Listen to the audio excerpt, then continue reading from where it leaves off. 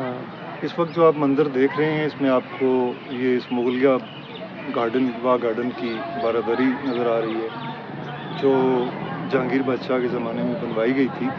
और इसके अकब में आपको एक पहाड़ी और उस पहाड़ी की चोटी पर एक ज़ियारत एक दरबार आपको नज़र आ रहा है। वो ज़ियारत है बाबा वली कंधारी की।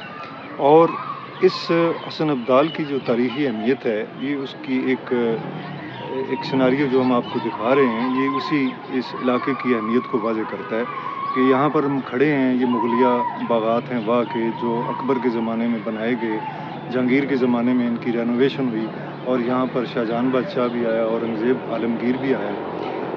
उस हवाले से हिंदुस्तान की तारीख़ का ये बड़ा अहम बाब है। इसके पीछे जो आपको ज़ियारत नज़र आ रही है बाबा वली कंधारी की, ये पहाड़ी की चोटी पर। और अगर बाबा वली कंधारी की जो ज़ियारत है इसके बिल्कुल दामन में जो है वो गुरुद्वारा पंजा साहब मौजूद है। और आज हम जिस जगह पर यहाँ पर खड़े हैं, आज मैंने आपको पहले भी बताया कि आज 11 अप्रैल है और आज बैसाखी का तीसरा दिन है। बैसाखी के मेले का आज आखिरी दिन है और यहाँ पर सिख यात्री जो हैं वो पंजा साहब के अंदर मौजूद हैं। आज उनकी वापसी शुरू हो जाएगी। तो ये सिखों का और यानी बाबा गुरु नानक जो थे वो यहाँ पर पंजा साहब में थे और उसी ज़माने में बाबा वली कंधारी बाबा वली कंधारी और बाबा गुरु नानक कंटेम्प्रेरी थे, हमअसर थे, एक ही दौर में यहाँ पर मौजूद थे। उनके बारे में बहुत सारी कहानियाँ भी मशहूर हैं।